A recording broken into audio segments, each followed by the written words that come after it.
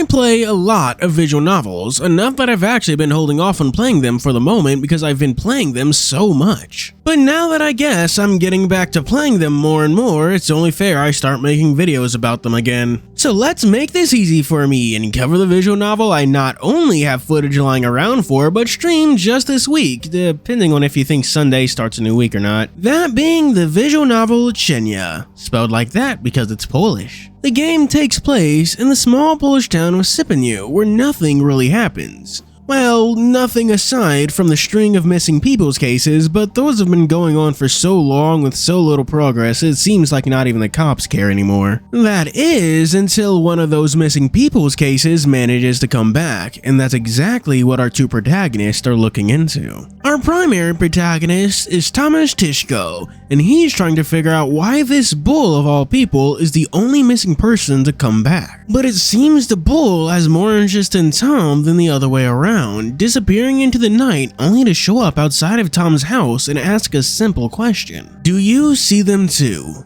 And before Tom can even ask what that means, the bull disappears once more. Our second protagonist is Tom's mentor, the Doberman detective Marcus, who reacts exactly how you'd expect when he hears a suspect is stalking his protege. But being stalked is probably far from the most stressful thing happening to Tom right now, namely that he has to make ends meet, which is why he works at a corner store when he's not working under Marcus. But things only get more complicated when his best friend from childhood, who he hasn't seen in over a decade, shows up like nothing happened. And things only get more complicated when an ominous wolf starts asking about the whereabouts of his other friend. He can't even have a nice dinner catching up with that childhood friend without having to go into the woods to save someone and hallucinating his own death, assuming it was a hallucination at all.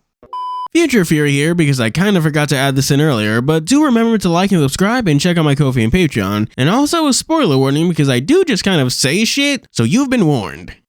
I know I just spent a lot of time with summary instead of analysis, but I had to because I think the opening to Cienie is really strong. In the beginning, it's steeped in this realistic feeling with nothing supernatural going on, and it does that well. I still think that even in the more recent updates, the most terrifying thing in the game isn't the monsters, but Camille, the bull they're looking into. There's something that's visually disturbing to find the person that Tom was tailing had turned the situation entirely on its head. And then there's the added sense of danger that people think he might have been the one who attacked his mom. And then there's learning he was stalking Tom for far longer than anyone thought, having his own little hideout with picture after picture of the cat. And after that, he even just flat out breaks into Tom's house. There's something that's just terrifying about the fact that Camille is like this horror monster who can do whatever he pleases without Tom or Marcus or anyone really being able to stop him.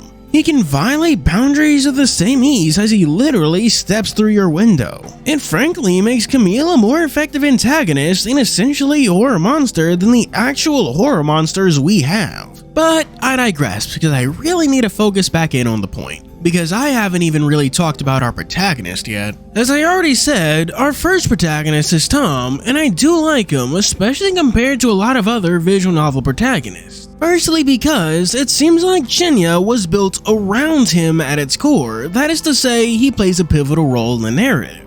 He's not like the protagonist from Nekojishi, where despite being the one in control of the narrative, being the one who makes all the choices, he feels barely present. Seriously, the reason I'm saying the protagonist of Nekojishi instead of his name is because I genuinely don't remember it. Seriously, I can remember Li Kulao, Yan Shuqi, and Lin Hu, but I cannot for the life of me remember what the protagonist of that game is called. I want to say something like Li Shan? No, that's Poe's dad from Kung Fu Panda. Yeah, I genuinely don't remember.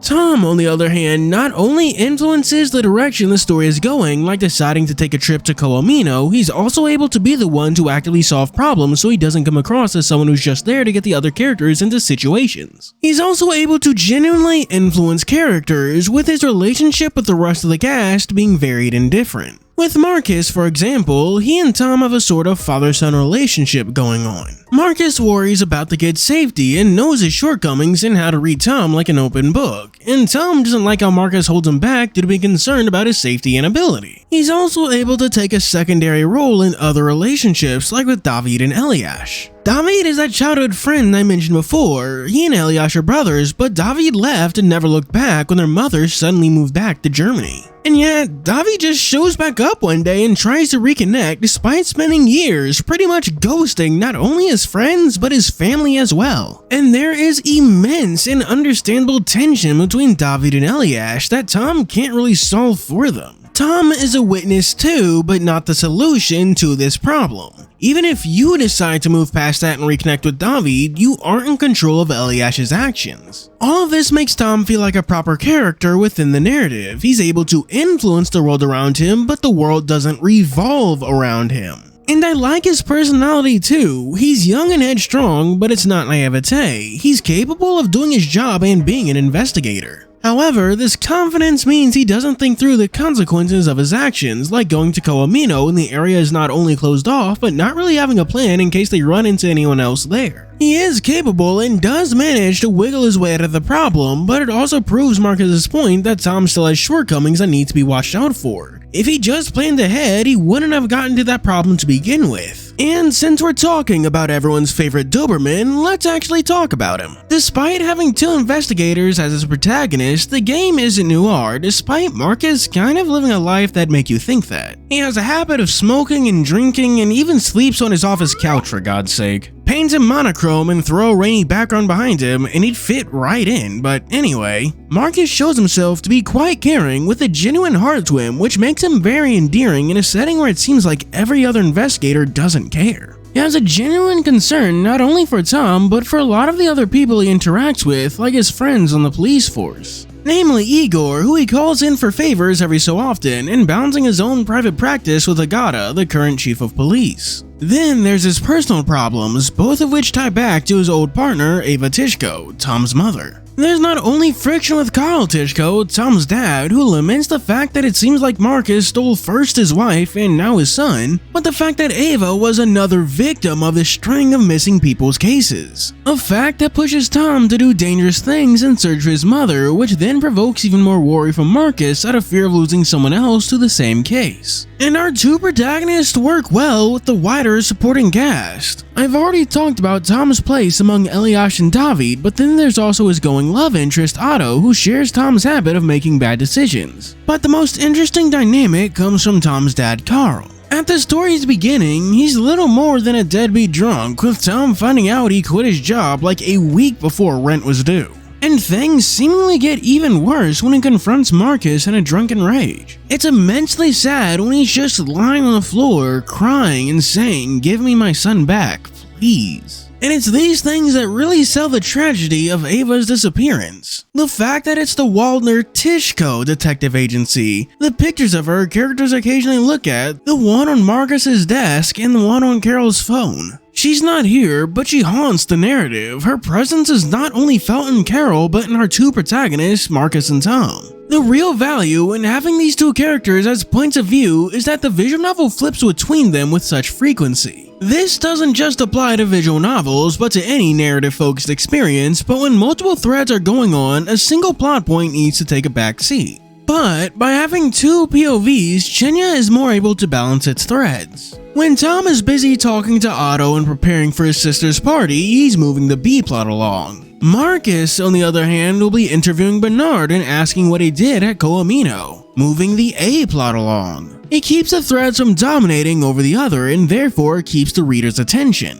Moreover, these plots aren't entirely disconnected, with many of the threads seemingly tying themselves together as the story goes on. First, the disappearances are tied into the ghost town of Coamino as Igor and Marcus interview a witness. But that is further tied into the supernatural as Bernard, who used to work at Coamino, warns Marcus that those who go looking for trouble often find it because this place is cursed. And those loan sharks, what were they doing investigating Coamino? Because that certainly shouldn't have anything to do with getting their money back. Details from one thread tie together into another, so it doesn't really seem like any particular story beat is pointless. Cienie presents a holistic narrative where no part seems extraneous or repetitive, which is a sign of how well made its story actually is. And Cienie is very well made even when you go beyond the writing and into the technical aspects. Are you wondering why my American ass is pronouncing all these Polish names so well? That's because the visual novel has a neat little name feature where by clicking on a highlighted word, it will give you not only a definition but pronunciation. The game also has some pretty sick extra features like the normal CG viewer, but Cienie goes even further and gives us a full sprite viewer and a music section to listen to music at your leisure. And the presentation is just so nice too, like all the text boxes being case files with character icons attached as photos with a paperclip. And I do like how it has different artists, so the CGs are a mix of styles. It can be kind of jarring, but I personally love it. To sum it all up, Cienie is just a thoroughly enjoyable experience the entire way through, and that's why I super recommend you play it. Now let's get on out of here and do our Patreon shoutouts. For our 3 stars, we have special thanks to Tron, Sky King 640, Disney Round, Gallon Phasor, Chow Venomous, Harley Sierra 8, The Good Old Days, and Stassi. For 4 stars, you have McCoides and Oddly All, The Overgrowths. And for our Super D2per special 5-star shoutouts, we have Hodari Lion, The Use of Life. Thank you for watching, do be sure to like and subscribe. As always, this is Rose Fury signing out.